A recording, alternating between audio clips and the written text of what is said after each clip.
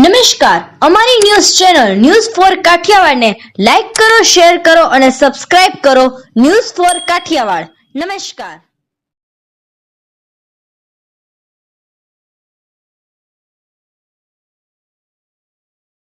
જૂનાગઢ જિલ્લા જેલ ખાતે સજા ભોગવી રહેલા પાકા કામના 2 કેદીઓને સજા માફી સાથે કરાયા મુક્ત. જૂનાગઢ જિલ્લા જેલ ખાતે 302 ના ગુનામાં આજીવન સજા ભોગવી રહેલ ઉપેન્દ્રસિંહ માનસિંહ રાજપૂત અને ફકીર મહંમદ નામના કેદીને પોતાની સારી વર્તણૂકને લઈ જેલ સલાહકાર સમિતિ તેમજ જેલ મહાનિર્દેશકે એલ.એન. રાવના પ્રયત્નો દ્વારા આજરોજ મુક્ત કરવામાં આવ્યા હોવાનું જૂનાગઢ જિલ્લા જેલ અધિક્ષક એચ.ઓ. વાળા દ્વારા જણાવવામાં આવ્યું હતું. આ તકે જેલ મુક્ત થતાં કેદીઓ દ્વારા પણ જણાવવામાં આવ્યું હતું કે દરેક માણસને સમાજમાં શાંતિથી રહેવું જોઈએ અને કોઈપણ પ્રકારની ગુનાહિત પ્રવૃત્તિથી દૂર રહી પોતાનું જીવન સારી રીતે જીવવું જોઈએ. પોતાની સજા માફ થતાં જેલ પ્રશાસન તેમજ જેલ સલાહકાર સમિતિનો તેમણે આભાર પણ વ્યક્ત કર્યો હતો.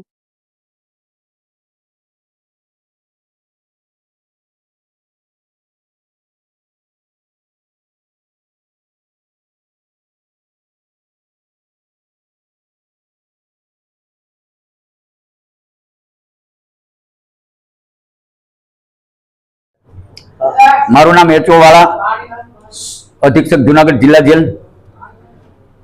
જિલ્લા મેજિસ્ટ્રેટ અને કલેક્ટર શ્રી જુનાગઢના અધ્યક્ષપણા હેઠળ તારીખ 4/7/2024 ના રોજ તથા 17/10/2024 ના રોજ યોજાયેલ જેલ સલાહકાર સમિતિ અત્રેની જેલ ખાતે મળેલ. એમાં 2 કેસની સમીક્ષા કરેલી અને વહેલી જેલ મુક્તિ અંગેની મીટિંગ કરવામાં આવેલ. આજરોજ સરકારશ્રીના હુકમ તથા પોલીસ મહાનિર્દેશક શ્રી જેલ અને સુધારાત્મક વહીવટની કચેરીના ડોક્ટર શ્રી કે.એલ.એન. રાવ સાહેબના પ્રયત્નો થકી આજરોજ અત્રેની જેલના પાકા કેદી ઉપેન્દ્રસિંહ માનસિંહ રાજપૂત તથા ફકીર મહંમદ આમદભાઈ સંધીનાઓને BNS કલમ 473 વહેલી જેલ મુક્તિ અન્વયે સરકારશ્રીએ ઉપરોક્ત 2 બંદીવાનોને બાકીની સજાનો ભાગ માફ કરતા આજરોજ આ બંને કેદીઓ જેલ મુક્ત થાય છે. અત્યાર સુધીમાં અમારી પાસે આજીવન કેદના કુલ 24 કેદી હતા. એમાંથી 18 પુરુષ અને 1 મહિલા એમ કુલ 19 કેદીઓનો અત્યાર સુધીમાં છુટકારો સરકારશ્રી દ્વારા સરકારશ્રીના હુકમથી છુટકારો થયેલ છે.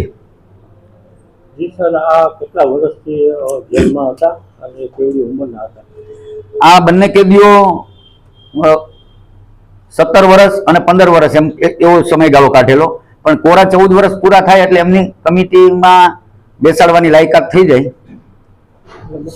એટલે સરકારનું જે કઈ રીતનું વલણ હોય છે, જે કેદીઓ યોજના માટે કઈ રીતનું આગળનું વલણ હોય છે?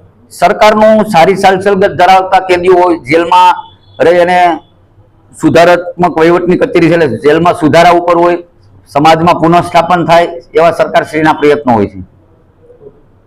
મારું નામ છે ફકીર મહંમદ આમદ સંધી, રહું છું સુખના ચોક કિશોરીવાડામાં. હું જેલના અંદર 17 વર્ષથી જેલ કાપું છું. હું જેલના અંદર કામગીરી કરતો હતો ઓર્ડર વોચમેનની, ને મારાથી ગુનો થઈ ગયો. ભગવાન એવો કોઈના ગુનો ના કરાવ્યા. આવો ગુનો કરે તો આખા પરિવાર હેરાન પરેશાન થાય, બધા મા ભાઈઓ કુટુંબ બધા હેરાન થાય. એટલે આવો ગુનો કરવાનો નહીં. હું જેલના અંદર વોચમેન તરીકે કામ કરતો હતો અને સરકારે મને કામગીરીને પસંદ કર્યો ને મને સરકારે હુકમ મુક્ત કર્યો. કેવું લાગે છે તમને મુક્ત કર્યા છે?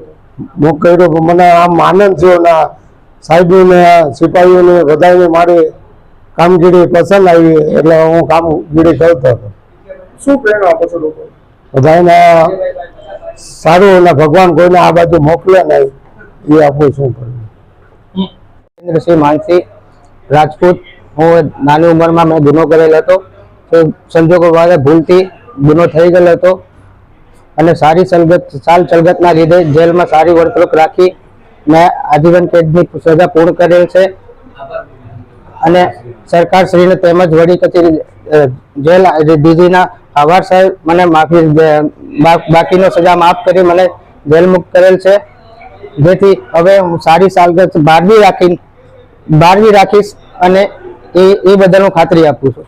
આગળ જતા જે તમને આજે લોકોને શું સંદેશ આપો છો? લોકોને કે આ ભૂલ ચૂક જેવું આ ગુનાહ કરવો નહીં ગુનાઓ કરવાની, શાંતિથી ઘરે રહો, સમાજમાં રહો, આ કરાય નહીં. મને એ વાતનો અફસોસ છે.